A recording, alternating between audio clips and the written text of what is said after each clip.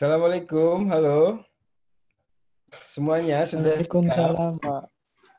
Sudah, Pak. Kita Sudah memulai. ada 380 peserta yang hadir. Oh, wow.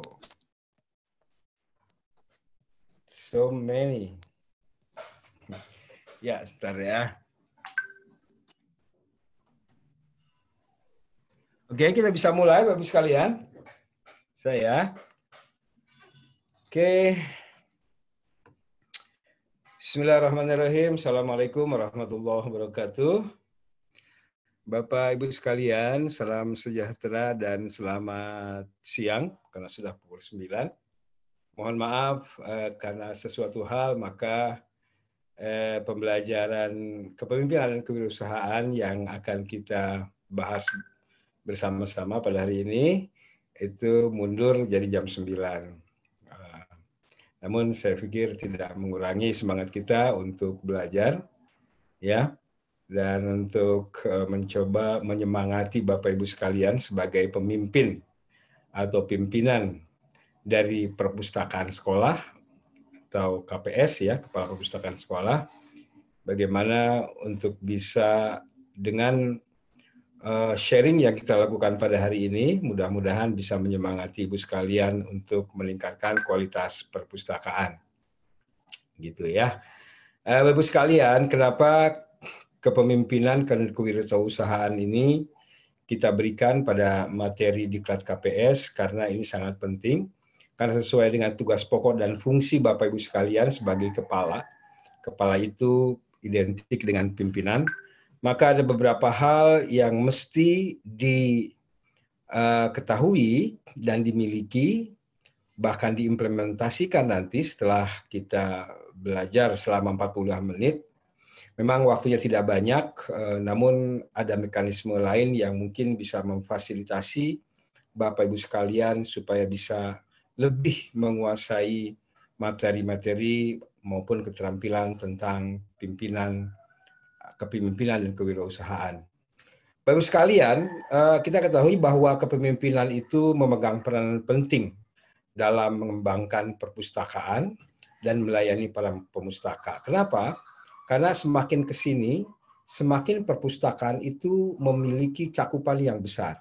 Kalau dulu mungkin perpustakaan hanya sebuah ruang, gedung, tempat di mana buku-buku dengan jumlah yang terbatas disimpan kemudian dilayangkan.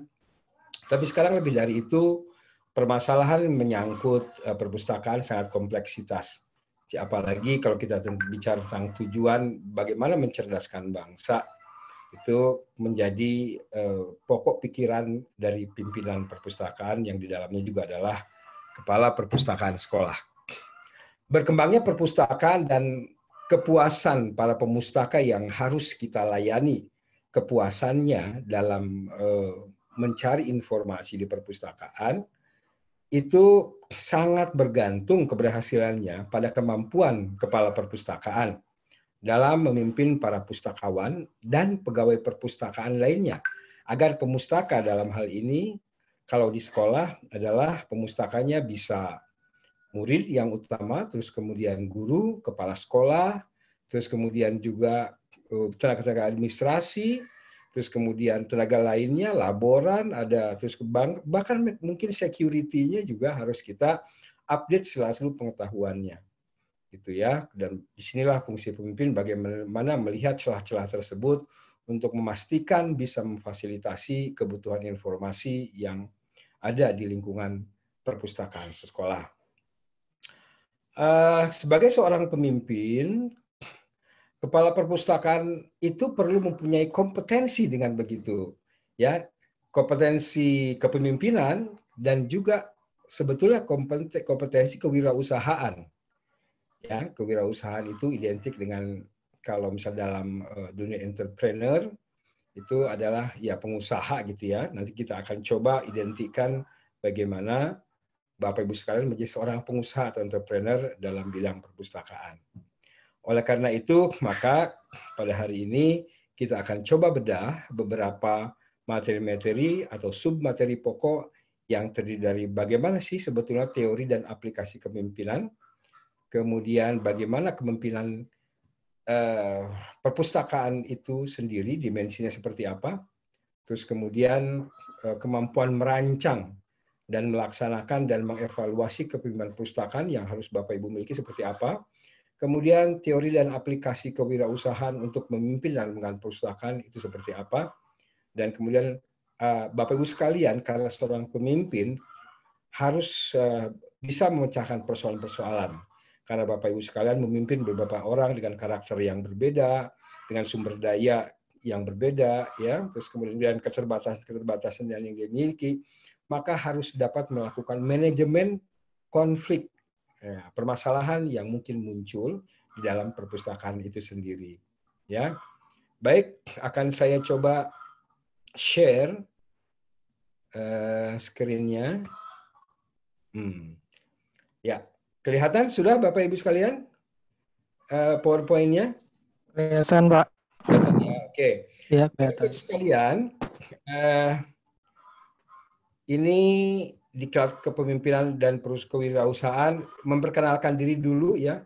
Tak kenal maka tak sayang maka tidak akan mengindahkan apa yang akan saya sampaikan.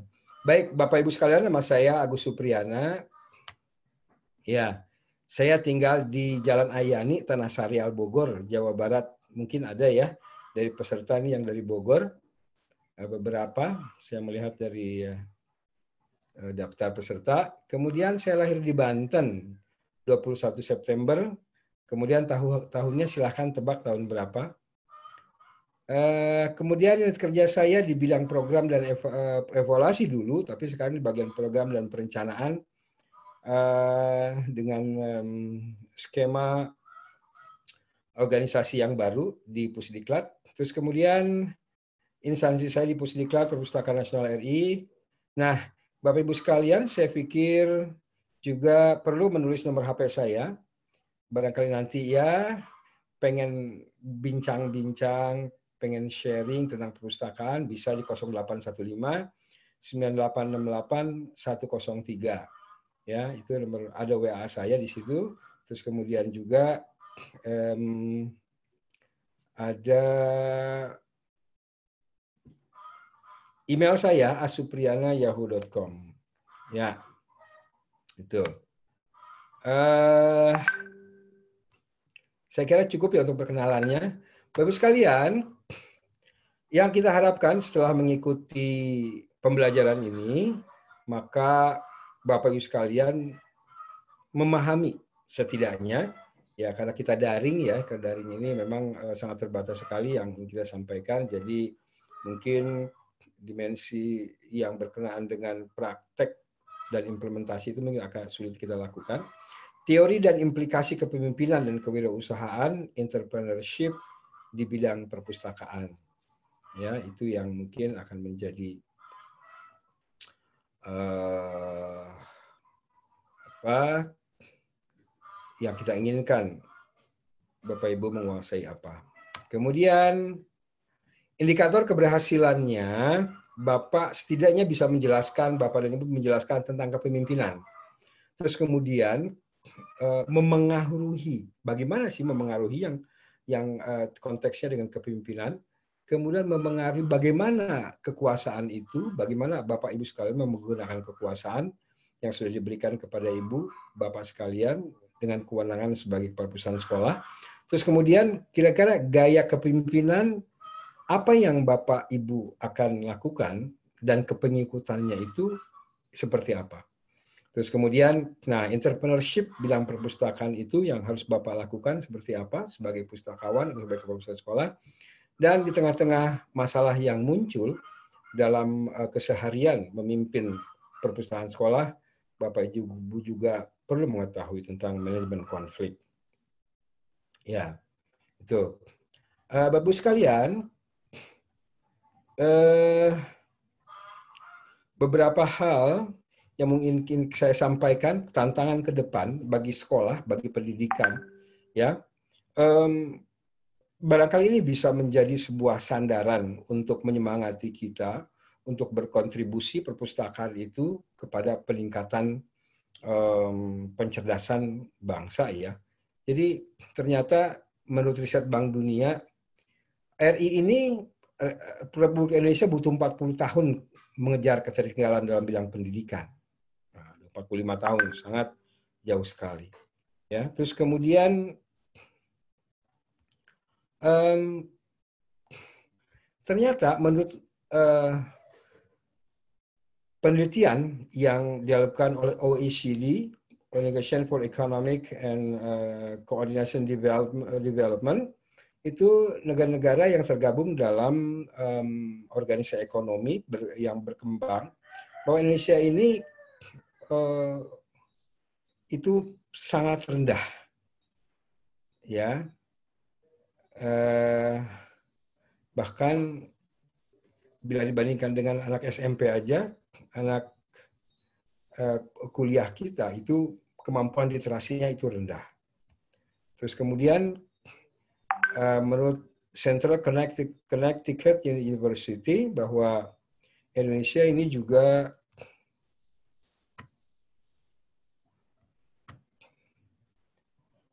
ketertinggalan dalam jumlah perpustakaan, terus kemudian langganan sirkulasi surat kabar, jumlah komputer, dan lain-lain. Kemudian juga literacy science menurut PISA, ya, program yang dilakukan oleh OECD, literacy science itu Indonesia ada peringkat 62 dari 69 negara. Kemudian literasi matematika itu peringkat 63 dari 69 negara, dan literasi membacanya 61 dari 69 negara. Dan ini sangat sungguh memperhatinkan. Barangkali bahkan yang terbaru ini, nah, PISA 2018 ini juga tambah turun kelihatannya, tambah turun ya skornya tuh. Kalau bisa dilihat dari readingnya, dari mathematics, dan dari science-nya itu sangat memprihatinkan, masih sama dan tambah memprihatinkan di tahun 2018 itu, yang dikeluarkan oleh OECD. Nah, dari sinilah kita ingin bahwa Bapak-Ibu sekalian mudah-mudahan bisa bersemangat untuk merubah kondisi ini, sehingga perpustakaan bisa memainkan peranan strategis dan penting untuk menaikkan angka PISA tersebut. Ya. Nah, bicara tentang kepemimpinan, maka kita juga tidak akan lepas dari sistem organisasi yang dimiliki oleh perpustakaan. Ya, jadi inilah gambarannya. Sistem organisasi perpustakaan sangat dipengaruhi oleh lingkungan eksternal, terus kemudian juga bagaimana budaya organisasi yang ingin kita terapkan. Karena kenapa? Pemimpin di perpustakaan itu sebagai sebuah sistem, dia harus mensinergikan beberapa subsistem yang ada. Subsistem yang ada adalah subsistem pengadaan, subsistem pengolahan, subsistem pelayanan, subsistem manajemen umum, ya. Terus kemudian dengan lingkungan internal sendiri yang di dalamnya ada SDM, ya, ada sarana prasarana, ada aspek-aspek lainnya yang semuanya itu membutuhkan kreativitas, inovasi dari kepemimpinan perpustakaan, sehingga apa yang diinginkan sebagai tujuan perpustakaan itu bisa tercapai. Ini bukan tugas yang ringan saya kira, tapi yakinlah bahwa kita akan bisa melaluinya bersama-sama. Ya. Nah, Bapak-Ibu sekalian, bicara kepemimpinan, kita ingin coba melihat apa sih perbedaannya kepemimpinan itu dengan manajemen. Ya, Bapak Ibu sekalian sebagai seorang pemimpin, tapi sebetulnya sekaligus sebagai manajemen atau manajer. Tapi belum tentu juga seorang manajer akan menjadi seorang pemimpin. Ya, beberapa definisi dari manajemen. Kalau manajemen itu dia hanya adalah bagaimana memproses, menyelesaikan aktivitas manajerial dengan orang dan alat untuk mencapai tujuan secara efisien. Tapi kepemimpinan bukan itu. Kepemimpinan adalah proses memimpin, menciptakan visi, lebih kepada bagaimana Bapak Ibu sekalian bisa menciptakan konsep, baik ke konsep teoritis maupun konsep teknis, bagaimana mempengaruhi pengikut untuk merealisasikan visi tersebut. Menggerakkan mobilisasi sumber daya supaya mencapai tujuan. Kemudian kalau manajemen itu dia do the thing right. Jadi melakukan sesuatu secara benar. Tapi kalau kepemimpinan, dia melakukan satu hal yang benar. Bagi mahasiswa yang benar itu makanya butuh konsep-konsep, butuh bagaimana dia bisa mengarahkan untuk mencapai tujuan. Jadi yang manajemen itu yang dikerjakan adalah bagaimana planning. Manajemen seperti kita tahu dalam teori manajemen POAK ya, planning, organizing, actuating, and controlling. Ya, jadi itu yang dilakukan oleh manajemen. Tapi kalau oleh kepemimpinan, bagaimana pemimpin itu bisa menciptakan visi, menentukan ingin dibawa kemana perpustakaan sekolah itu ke depan, ya, ingin menjadi apa, dan bagaimana mereka untuk mencapai tujuan tersebut atau visi tersebut, bagaimana cara memotivasinya, bagaimana cara menyatukan pengikut, dan bagaimana mengembangkan kepercayaan dan hal-hal lain yang bisa berkontribusi pada tujuan visi tersebut. Terus kemudian mengambil resiko, ya. Jadi manajemen itu mengambil resikonya resiko yang sedang saja. Tapi kalau kepemimpinan mengambil resiko yang tinggi. Ya, terus kemudian situasi yang diciptakan oleh manajemen adalah stabilitas. Tapi kalau kepemimpinan itu ada perubahan dengan membuat inovasi, kreasi, dan sesuatu yang baru gitu ya, inovasi. Jadi itu yang dan seterusnya. Nah, kemudian karena waktunya sempit, saya kira terus kemudian sekarang kita lihat kepemimpinan itu apa sih sebetulnya? Ya. Jadi untuk Bapak ketahui, dulu kepemimpinan itu satu arah, tapi sekarang kepemimpinan itu dua arah. Dia ada proses interaksi antara pemimpin dan pengikut. Kalau dulu mungkin ya dicirikan sebagai penggembala dan domba. Jadi penggembala sebagai pemimpin dan domba sebagai pengikut, itu ya pokoknya bagaimana terserah pengikut aja gitu ya. Pemimpin saja, penggembala saja. Jadi kalau dibawa kemana dikasih makan, terus kemudian nanti dijual segala macam, dan tidak ada pengaruh dari pengikutnya. Tapi sekarang tidak seperti itu, karena kepemimpinan itu ada pengikut dan ada pemimpin, dan keduanya saling berinteraksi, dan interaksi sosial yang dilakukan dalam kesehariannya, dan untuk itu maka pengikut dan pemimpin bisa saling mempengaruhi. Jadi kepemimpinan adalah proses memimpin, menciptakan visi, mempengaruhi sikap, perilaku, pendapat, nilai-nilai, norma, dan sebagainya dari pengikut untuk merealisasikan visi. Jadi di dalamnya ada proses saling mempengaruhi antara pemimpin dan para pengikutnya, pengaruhnya dua arah. Ya, secara dua arah. Gitu. Kemudian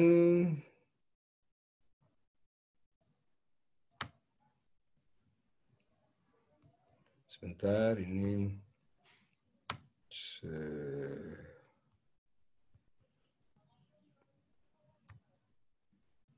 ya. Kemudian fungsi kepemimpinan, ya, jadi fungsi Bapak Ibu sekalian ketika menjadi kepala perpustakaan kepala sekolah adalah bagaimana Bapak Ibu sekalian bisa menciptakan visi, bagaimana mengembangkan budaya organisasi dengan nilai-nilai atau norma-norma organisasi yang sudah ditetapkan, bagaimana menciptakan sinergi antara subsistem yang ada di dalam perpustakaan sekolah, ya, dari subsistemnya seperti SDM, subsistemnya unit-unit kerja yang ada pengadaan, ada pengolahan, ya, dan lain ada pelayanan. Terus kemudian bagaimana mempersatukan pengikut, bagaimana pengikut-pengikut itu bisa Bapak Ibu sinergikan, bisa menjadi sebuah potensi yang bisa mencapai atau mendukung pencapaian visi perpustakaan maupun sekolah yang ada di unit tersebut. Jadi dengan perbedaan-perbedaan yang pasti dimiliki oleh SDM tersebut, bagaimana Bapak Ibu sekalian bisa kemudian mensinergikan menjadi sebuah potensi yang besar. Kemudian bagaimana memberdayakan pengikut dan memotivasi pengikut untuk selalu bersemangat untuk melakukan kerja secara masif dan berkualitas untuk mencapai tujuan yang telah ditentukan. Nah, ada beberapa teori kepemimpinan yang kita kenal, ya, teori kepemimpinan yang kita kenal. Pertama adalah teori transaksional, ya. Teori transaksional. Namun sebelumnya bicara kepemimpinan, maka ada beberapa persyaratan sebetulnya ya yang harus dimiliki oleh pemimpin. Pertama, dia harus sehat jasmani, ya pasti. Kemudian jiwanya juga harus sehat, bukan orang gila juga maksudnya ya. Terus kemudian punya kecerdasan intelektual, artinya bahwa setidaknya dia punya pendidikan, baik misalnya itu S1, S2, S3, bahkan mungkin SMA gitu ya. Kemudian kecerdasan emosional, dia harus cerdas secara emosional. Ya, harus memiliki kecerdasan emosional yang baik, tidak emosian gitu ya, bisa mengelola emosinya, bisa memotivasi diri sendiri, dan bisa mengenal emosi orang lain juga.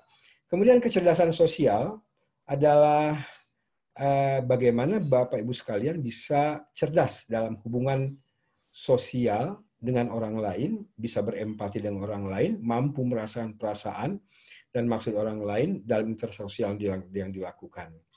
Kemudian kecerdasan spiritual. Nah, ini juga penting saya kira untuk menunjukkan persepsi, intuisi, kognisi mengenai spiritualitas dan religiositas yang Bapak Ibu sekalian. Artinya mungkin lebih dekat kepada keagamaan.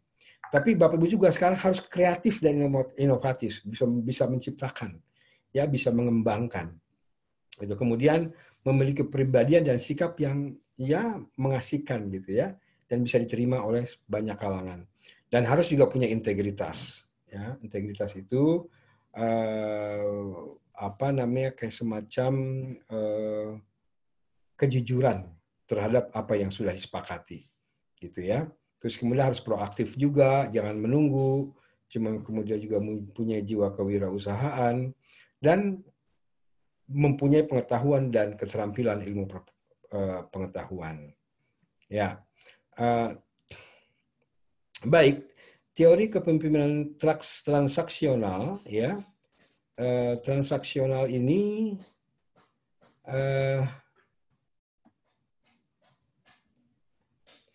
mendasarkan kepemimpinan itu pada transaksi antara pimpinan dengan pengikut. Ya, ada transaksi.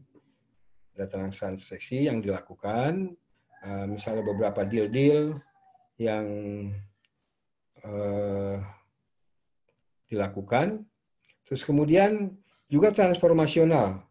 Transformasional ini mempunyai tujuan bersama, memotivasi, mengembangkan sistem melalui visi, kemudian mengajarkan para pengikut sebagai menjadi pemimpin dan melaksanakan peran aktif dalam perubahan. Nah, terus kemudian juga kepemimpinan abdi atau servant leadership, pemimpinan yang mengutamakan layanan, perasaan alami bahwa pemimpin ingin melayani. Nah, inilah mungkin yang cocok ya buat pemimpin perpustakaan karena memang harus melayani, gitu ya, harus melayani. Kemudian kepemimpinan abdi, kepemimpinan birokrasi. Ya, kepemimpinan birokrasi itu dia lebih kepada pembagian kerja berdasarkan spesialisasi fungsional. Ada hierarki, ya, ada pejabat ini, hierarki otoritas, jadi ada berbagai hierarki yang memberikan otoritas atau kewenangan kepada seseorang, misalnya jabatan apa gitu ya. Kemudian ada sistem peraturannya yang dibuat secara formal, kemudian ada sistem prosedur, ya, terus kemudian ada juga seleksi promosinya bila ingin menjadi pemimpin atau pejabat dalam birokrasi. Itu. Ya. Nah, ini kepemimpinan katanya sih ada disfungsi birokrasi ya. Kalau jadi di birokrasi itu kepemimpinan sifatnya fungsinya menghasilkan keahlian dan spesialisasi. Disfungsinya akhirnya menghasilkan kebosanan dan menurunnya motivasi kerja. Ini yang gambaran-gambaran umum yang tapi dulu ya, tapi sekarang rasanya sudah agak bisa lebih berubah. Bagaimana kepemimpinan dalam birokrasi pun mengikuti tren-tren manajemen modern yang dilakukan sekarang. Kemudian kontinuitas dan uniformitas sistem peraturannya. Inilah yang menyebabkan ada disfungsi kekakuan dan ketinggalan zaman. Peraturan menjadi tujuan, bureaucratic behavior, yaitu perilaku bersembunyi di belakang peraturan agar tidak disalahkan. Jadi melakukan sesuatu secara pokoknya ada peraturannya kan begini, peraturannya begitu gitu ya. Jadi inilah yang terus kemudian menghasilkan sebuah kondisi di mana kreativitas, di mana inovasi itu tidak bisa berjalan secara baik. Kemudian prosedur melakukan tugasnya itu fungsi efisiensi, ya, dapat diramalkannya proses dan hasil kerja, udah ketahuan lah ya. Jadi inilah yang terus kemudian menyebabkan kelambanan proses kerja karena prosedur dijadikan tujuan. Pekerjaan dibagi-bagi menjadi loket-loket atau meja-meja yang memperpanjang proses layanan. Itu bisa kita lihat. Tapi sekarang sudah tidak begitu lagi. Kemudian rasionalitas, kesamaan layanan kepada klien. Inilah yang terus kemudian ada moral rendah, sering menurunkan efisiensi organisasi, sulit dilaksanakan di Indonesia karena merebaknya kolusi koruptif dan lain-lain. Ya, nah, apakah birokrasi bertentangan dengan profesionalisme? Karena coba perhatikan apa sih itu profesionalisme ya?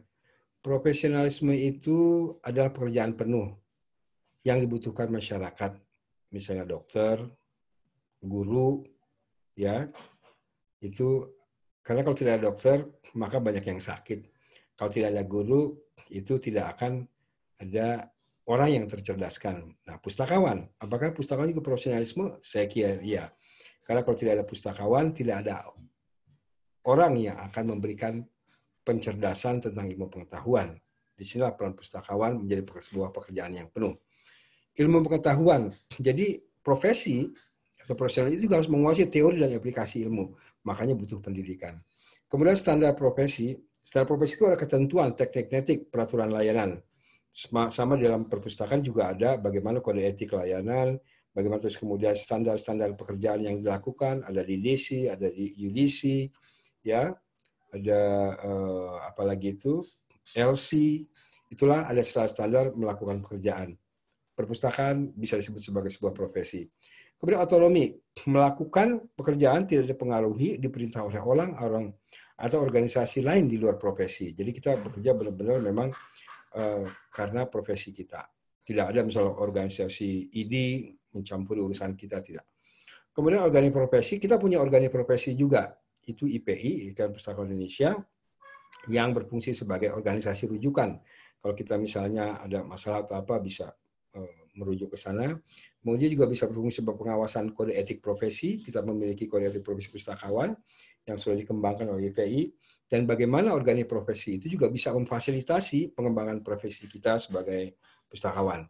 Nah, kemudian profesi itu juga butuh ada kode etik profesi.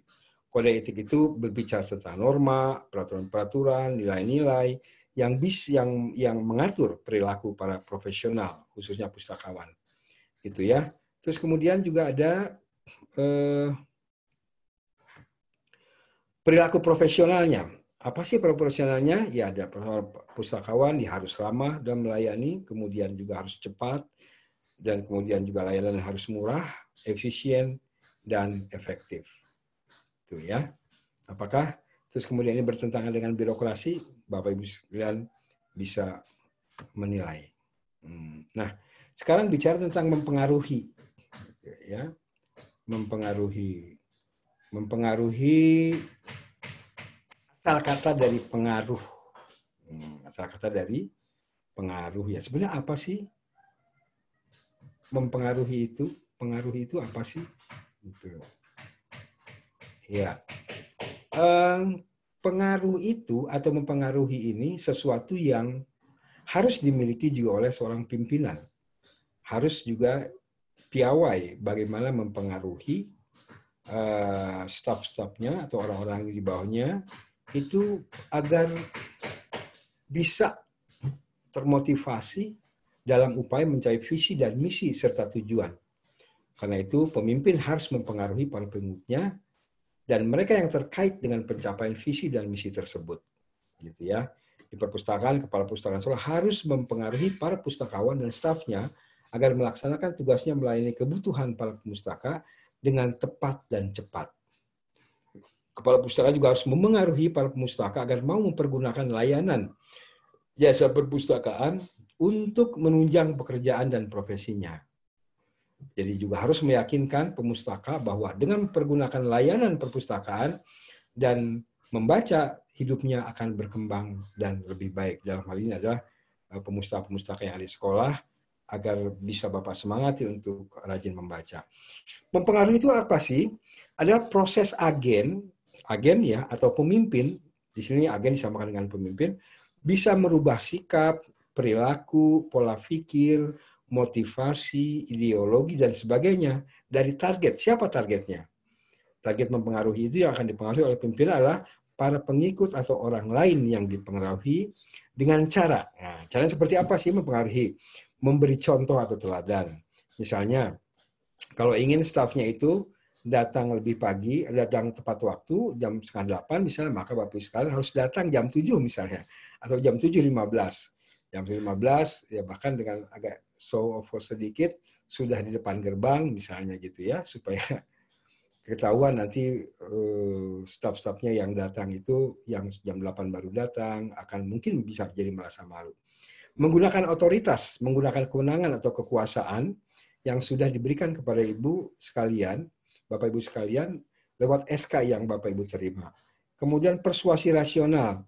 Jadi Bapak juga harus menguasai teori, ilmu pengetahuan, data, fakta, dan pengalaman masa lalu sebagai reasoning, sebagai alasan untuk bertindak mengapa Bapak mengambil keputusan seperti itu.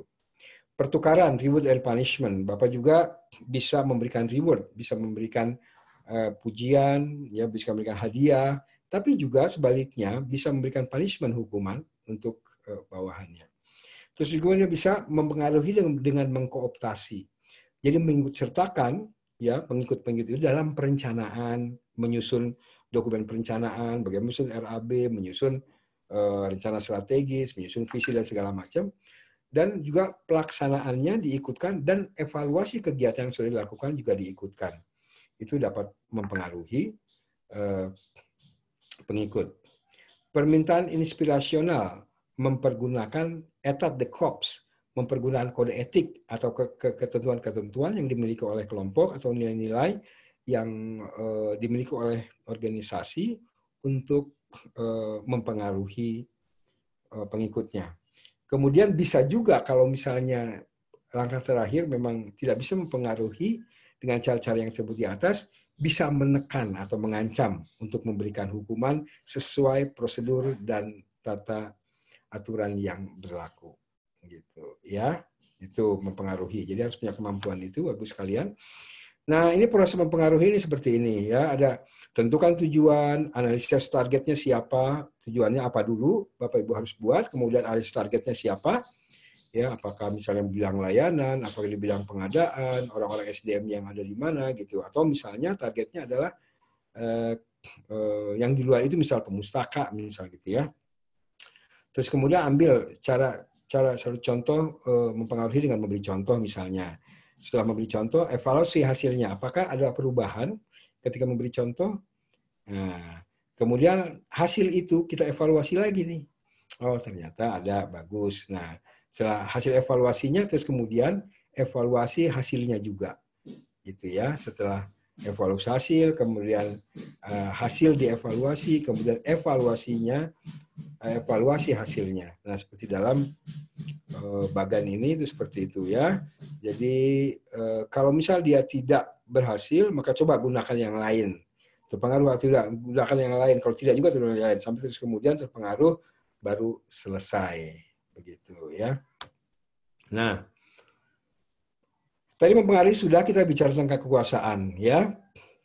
Apa sih kekuasaan? Gitu ya. Kekuasaan itu apa sih kekuasaan? Karena pemimpin itu harus punya kekuasaan. Karena kalau tidak punya kekuasaan, waduh repot. Apalagi kekuasaannya lemah. Wah, udah kocar-kacir ya. Apalagi untuk pemimpin yang tinggi gitu ya. Bahkan presiden sekalipun dia harus memiliki kekuasaan yang kuat gitu. Kalau tidak kuat, wah nanti tidak punya legitimasi biasanya ya. Jadi kepemimpinan itu sebetulnya adalah sebuah proses pemimpin mempengaruhi pengikut. Di mana ada proses mempengaruhi, di situ pasti ada kepemimpinan. Kepemimpinan itu juga ada di perpustakaan, ada di pemerintahan, ada di perusahaan, ada di berbagai organisasi. Agar dapat mempengaruhi para pengikutnya, seorang pemimpin harus mempunyai kekuasaan. Ya, harus. Apa sih kekuasaan? Kekuasaan adalah potensi memengaruhi orang lain agar mengubah sikap, perilaku. Nah, jadi kekuasaan Bapak Ibu sekalian itu digunakan untuk mengubah sikap, untuk mengubah perilaku pengikut, pola pikir pengikut, memotivasi pengikut, dan membuat etos kerjanya semakin baik dan menjadi berdisiplin lebih baik dan sebagainya.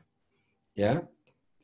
Nah, dalam interaksi kekuasaan itu ada pemimpin itu harus memegang kekuasaan. Berarti pemimpin juga setidaknya harus memiliki power yang tinggi. Pengikut itu sebagai penerima kekuasaan.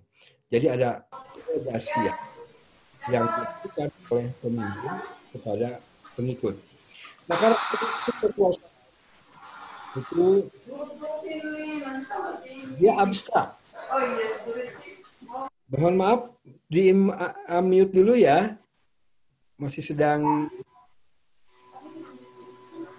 Ya, mohon maaf di unmute dulu. Ya, jadi karakteristik kekuasaan itu, ciri-ciri kekuasaan itu, kekuasaan itu abstrak, tidak terlihat, tetapi jika digunakan, akibatnya dapat dirasakan. Misalnya, seorang hakim, dia tidak akan terlihat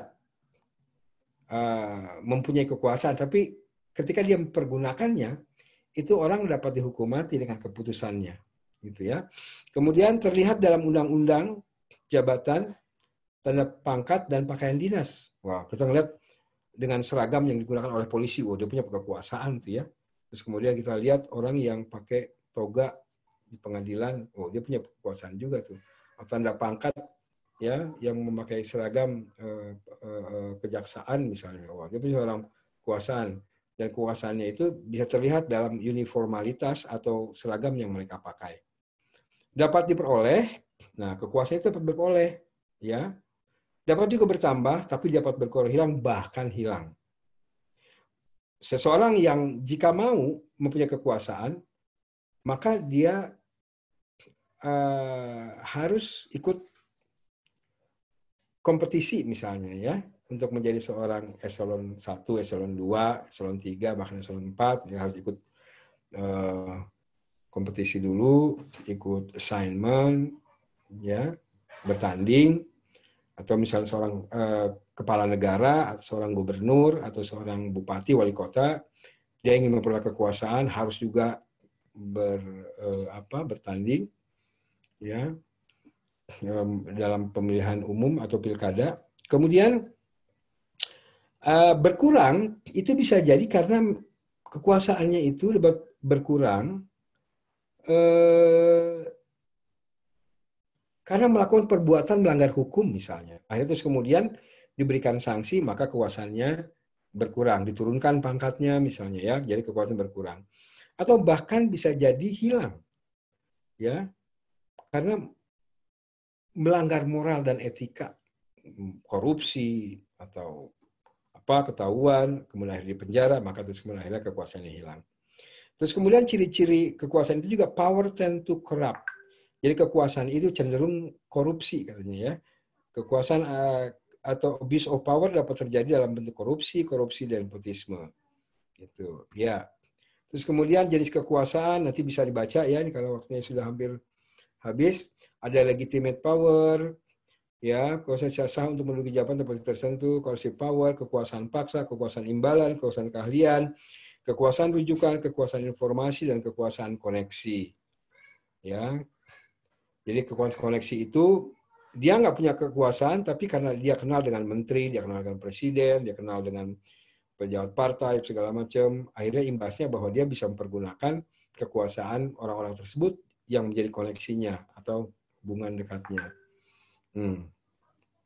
Itu ya. Terus ini gaya kepemimpinan nih, ya gaya kepemimpinan itu ada yang situasional, ya tidak ada gaya kepemimpinan. Jadi prinsipnya bahwa situasional itu tidak ada kepemimpinan yang cocok sama sekali untuk sebuah kondisi. Misalnya harus otoriter atau apa gitu ya. Jadi melihat kondisi dan situasi bagaimana, terus kemudian mereka harus memiliki gaya kepemimpinan. Misalnya menghadapi seseorang yang punya karakter seperti ini, maka gaya kepemimpinan seperti apa. Dengan situasi dan kondisi chaos, dia harus bergaya kepemimpinan apa? Apakah harus otoriter, ataukah harus demokratis, ataukah harus apa? Ya. Nah, jadi ada beberapa perilaku kepemimpinan yang konsisten dalam mempengaruhi para pengikutnya berbagi kekuasaan, ya. Terus kemudian kebebasan pemimpin mempergunakan kekuasaan, kemudian pengikut menggunakan kekuasaan dan bertimbal balik, ya. Nah, kepengikutan, apa sih kepengikutan? Jadi pengikut itu adalah orang yang ikut serta aktif dalam mencapai visi. Jadi yang tidak aktif bukan pengikut namanya. Bahkan kadang-kadang kita abaikan. Mencapai visi, misi, dan tujuan organisasi. Itulah staf dan pegawai perpustakaan di bawahnya. Jadi untuk menciptakan perubahan, pengikut harus memiliki karakteristik integritas, berintegritas, ya. Terus kemudian mandiri, menguasai, mampu melaksanakan dan mau melaksanakan tugasnya dengan sedikit mungkin supervisi dari pimpinannya. Jadi punya kemandirian, punya inovasi, kreatif. Adaptif, dapat menyesuaikan diri dengan perubahan, berani bertanggung jawab, kemudian berani melayani, menantang atau meninggalkan pimpinan jika pimpinan salah. Berani nggak kayak begini, Bapak Ibu sekalian?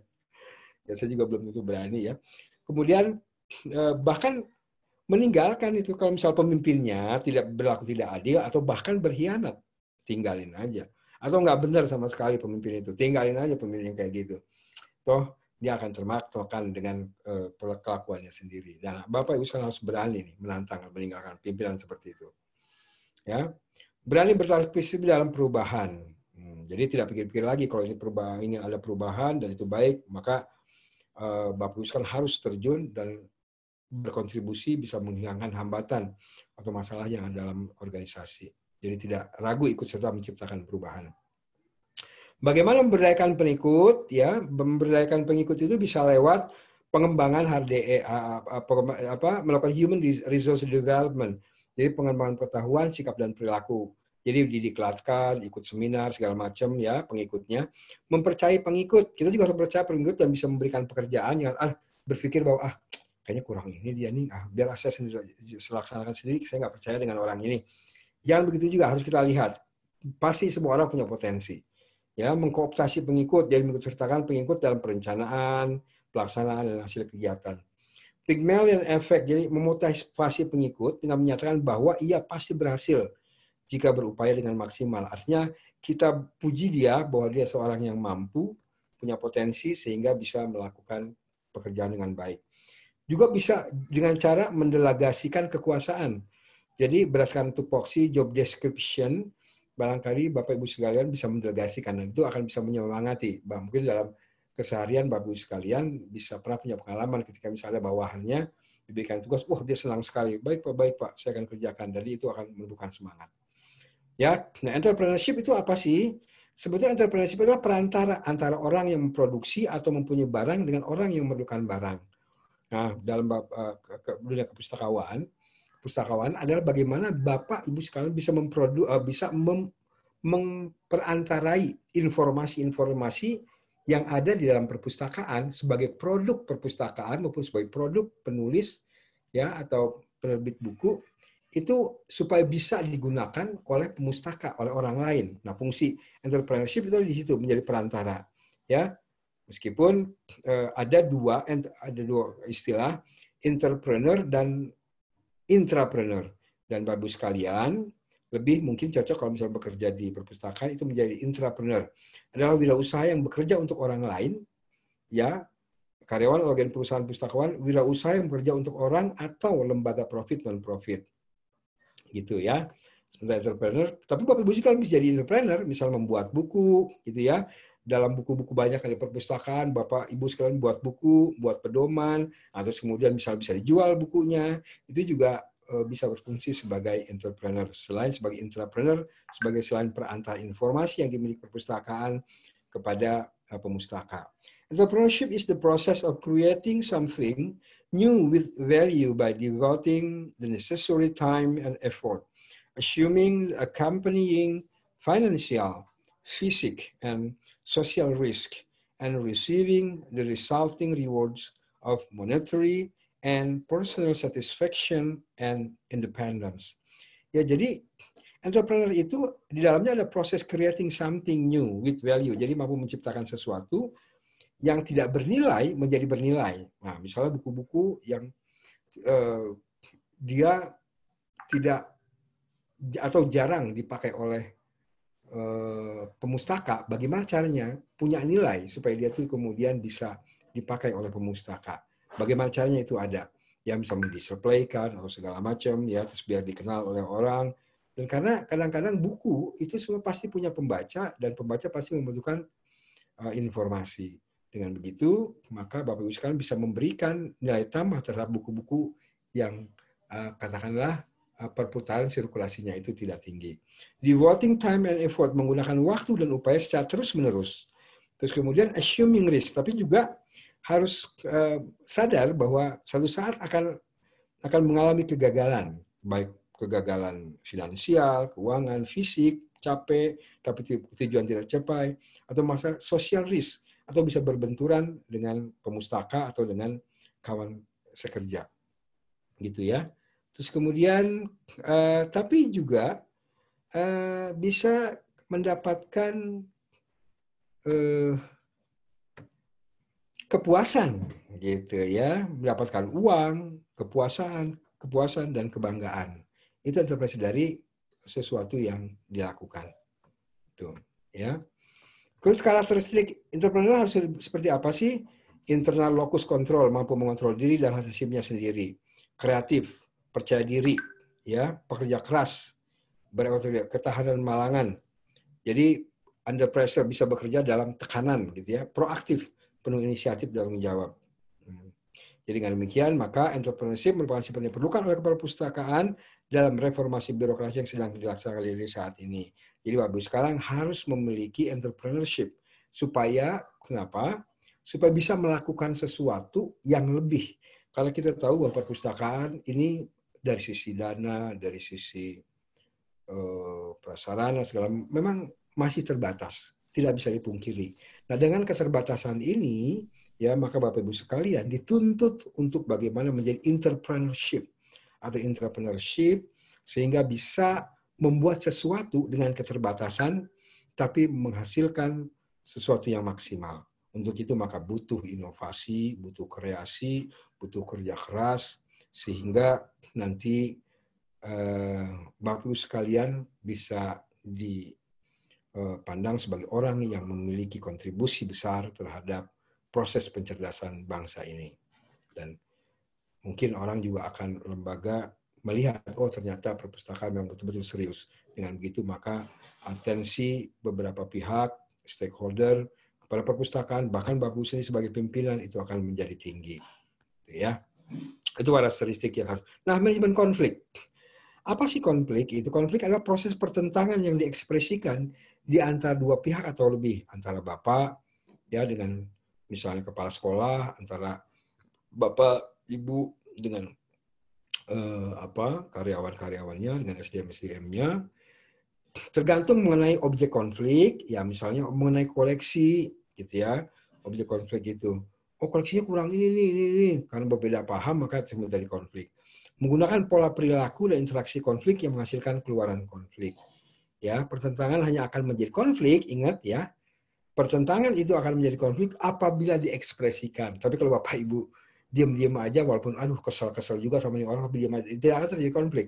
Tapi ketika Bapak Ibu sekalian bilang, kamu kenapa sih begitu banget kerja nggak bagus? Nah, itu akan terjadi konflik tuh, karena yang satu mungkin tidak terima, kan yang lain mengekspresikan ketidaksenangannya, akhirnya terjadi konflik. Ya. Nah, sumber konflik itu bisa bisa terjadi karena ada keterbatasan sumber daya yang dimiliki organisasi. Misal SDM-nya kurang, ya, terus kemudian anggarannya kurang, terus kemudian ada yang tidak puas, akhirnya terjadi konflik. Sebagai pimpinan, Bapak apakah akan mendiamkan, apakah akan menindaklanjuti, apakah ingin terus kemudian ekspresi, nah itu tergantung. Perbedaan tujuan yang dimiliki masing-masing personal, itu juga bisa menimbulkan konflik. Independensi tugas, keragaman sistem sosial, ya, keragaman budaya, agama, dan strata sosial itu juga bisa menimbulkan konflik. Kalau yang namanya perbedaan itu pasti akan membuat konflik karena akan berbenturan. Kemudian diferensi tugas dan peran dalam organisasi formalitas, ambiguitas jurisdiksi. Jadi ada semacam ketidakjelasan tentang yurisdiksi ya wilayah kerja gitu ya. Kalau tidak ada job description, nggak ada job description nih, jadi orang-orang bingung dia ketika melakukan, oh ternyata tidak diterima oleh orang lain karena merasa ini pekerjaannya, karena tidak ada job description yang tidak jelas, yang tidak definitif. Makanya perlu membuat sebuah job description atau uraian-uraian tugas kepada pengikut atau kepada karyawan. Sistem imbalan yang tidak layak, merasa sudah bekerja dari pagi sampai sore, bahkan sampai malam, tapi kok nggak ada uang lemburannya misalnya, itu juga bisa. Kemudian kompensasi dan pengembangan karir yang tidak adil. Dia sudah S1, S2, S3, bahkan misalnya gitu ya. Tapi terus kemudian tidak dijadikan apa-apa, tidak mendapatkan posisi yang seharusnya yang sebetulnya dia mampu misalnya. Kemudian komunikasi yang tidak baik. Nah, cara-cara berkomunikasi, meskipun sesuatu yang akan kita sampaikan itu baik, bagus, tapi karena caranya, interpersonal skill-nya tidak bagus, maka juga akan menjadi konflik. Perlakuan yang tidak manusiawi, gitu ya. Terus kemudian sifat seseorang yang sombong, merasa super, ya itu juga akan menimbulkan ketidaksenangan orang yang kemudian kalau kepribadian itu dikomentari, maka terus kemudian akan menjadi konflik. Tapi kalau didiamin aja, nggak akan jadi konflik dia. Ya, oke. Nah, jenis konflik. Konflik itu ada yang personal, milih profesi kan apa pengusaha ya. Personal itu maksudnya konflik dalam diri sendiri. Aduh, jadi pustakawan, apa jadi guru ya? Katanya, apakah jadi pustakawan, apakah jadi pengusaha ya? Kalau pengusaha duitnya banyak nih gitu. Aduh, apakah jadi bintang film, apa jadi sutradara ya, misalnya gitu ya. Itu pertentangan karena melihat beberapa keuntungan-keuntungan yang mungkin bisa diperoleh kalau memilih satu profesi. Itu persoalan. Nah, ini antara dengan orang lain ya, konflik dengan orang lain. Saya tidak mau melakukan ini, itu kan tugas kamu. Nah, tuh ya. Ini karena tidak ada job yang jelas, maka akan bisa terjadi seperti ini. Konstruktif, ya. Jadi jenis konstruktif ini, dia bisa menghasilkan win-win solution, konflik, tapi kemudian karena di manage secara bagus, maka akan menghasilkan win-win solution. Dua pihak itu merasa untung. Kalau yang Mohon maaf, Pak Agus. Ya. Waktunya. Oh iya. Oke. Sampai jam 10 ya. Dikit lagi nih ya. Iya. Ya. Yang destruktif, ini konflik merusak hubungan dan komunikasi personal karena ada salah satu yang dirugikan. Gitu ya. Mohon maaf nih waktunya jadi cepet-cepet ya. Manajemen konflik, asumsi persen mengenai konflik. Nah, ada konflik. Jadi ada beberapa asumsi orang menilai bahwa konflik itu buruk atau merusak. Tapi ada juga yang netral. Tergantung bagaimana manajer konflik itu, bisa baik, bisa buruk. Kemudian tapi konflik itu bisa juga baik. Banyak contoh ya, kan ada konflik kemudian menjadi baik. Kemudian gaya manajemen konflik, ini nanti baca gaya manajemen konflik. Nah, yang paling penting yang harus Bapak kuasai juga adalah resolusi konflik. Bagaimana menyelesaikan masalah konflik. Ya, masalah konflik itu ada beberapa metode resolusi konflik, pengaturan sendiri menggunakan kekuasaan, menggunakan koneksi, agresi, verbal, dan fisik agar menang. Ini biasa oleh para preman nih misalnya ya, karena dia mengatur sendiri resolusi konflik. Jadi yang penting ini masalah selesai. Pakai kekuasaan, pakai koneksi, bahkan mengancam misalnya. Bantuan pihak ketiga ya, bisa atasan langsung, bisa petun, keputusan merugikan lembaga dari lembaga pemerintah, misalnya Bapak sekalian merasa dirugikan ya sebagai seorang PNS, terus kemudian bisa mempetunkan yang merugikan tersebut. Bisa ke ombudsman, layanan lembaga negara. Apabila layanan lembaga negara tidak baik, bisa ke ombudsman. Ombudsman ini dia tidak punya kekuasaan untuk menghukum ya atau memberi punishment. Kepada mediator bisa juga, kepada arbitrator bisa juga, yang menyerahkan semua kekuasaan penuh kepada arbitrator, pengadilan negeri apabila ada konflik perdata, ya. Kemudian konsiliator menyelesaikan dendam yang masih ada meskipun sudah berdamai, seperti Pak Yusuf Kala misalnya seringkali menjadi seorang konsiliator untuk mendamaikan pertikaian yang masih ada dendam gitu ya. Nah, terus kemudian penutupnya, jadi bahwa kompetensi itu penting ya, dan kewirausahaan itu juga penting dimiliki oleh Bapak Ibu sekalian supaya Bapak Ibu sekalian bisa memimpin perpustakaan itu dengan baik dan bisa mencapai tujuan, visi dan misinya bersama-sama dengan orang-orang atau sumber daya yang dimiliki oleh perpustakaan. Dari saya itu saja barangkali. Ini renungannya, jika telur dipecahkan oleh kekuatan dari luar, maka kehidupan di dalam telur akan berakhir. Jadi jangan terlalu bergantung dengan orang kalau ingin maju. Tapi jika sebuah telur dipecahkan oleh kekuatan dari dalam, oleh Bapak Ibu sendiri, ya, dengan berusaha, berupaya, maka kehidupan baru telah lahir. Maka dengan upaya, dengan potensi yang terus dikembangkan, meningkatkan kualitas Bapak Ibu sekalian, maka Bapak Ibu akan menjadi manusia yang bermanfaat dalam agama Islam itu, ya, sebaik-baiknya manusia yang bermanfaat buat masyarakatnya. Ya, Bapak sekalian, terima kasih untuk itu. Mohon maaf, barangkali tidak bisa memuaskan karena memang waktunya juga sangat dibatasi.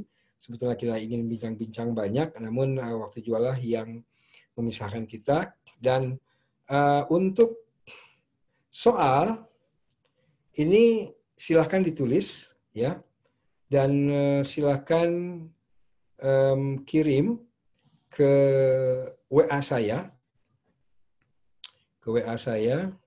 silahkan kirim ke WA saya. Pertanyaan adalah, berdasarkan visi perpustakaan sekolah yang Bapak Ibu miliki, apa yang akan dilakukan untuk mencapainya berdasarkan fungsi Bapak Ibu sekalian sebagai pemimpin atau kepala perpustakaan di sekolah. Itu ya. Terus kemudian bayangkan kira-kira konflik apa yang akan terjadi dan bagaimana resolusinya, menyelesaikannya. Nah, boleh dibahas misalnya gaya kepemimpinan yang dilakukan ini, resolusinya adalah ini, gitu ya. Terus kemudian dengan menggunakan kekuasaan apa, misalnya dengan menghukum atau apa. Nah, itu beberapa materi yang saya berikan tadi, silahkan diramu untuk kemudian berdasarkan kondisi dan situasi perpustakaan Bapak Ibu sekalian, terus kemudian dengan gaya kepemimpinan yang Bapak Ibu sekalian gunakan untuk menjawab soal ini. Ya, sudah ya, nomor saya sudah didapat ya, 08159868103, supaya memudahkan Bapak Ibu sekalian untuk mengirim jawabannya. Jadi silakan kirimkan ke WA itu, dan saya kasih waktu sampai jam 12 malam ya. Sampai jam 12 malam untuk mengirimkan jawabannya. Gitu ya. Baik Bapak sekalian, saya kira jelas. Kalau misalnya jelas nanti bisa tanya panitia. Untuk itu saya mohon maaf atas ketidaknyamanan mungkin, atas ketidaksengajaan yang saya lakukan, baik dari tutur kata, baik dari bahasa tubuh yang saya tampilkan, mungkin kurang cocok dengan Bapak Ibu sekalian, ya. Untuk itu saya mengucapkan mohon maaf dan terima kasih. Saya akhiri. Assalamualaikum warahmatullahi wabarakatuh.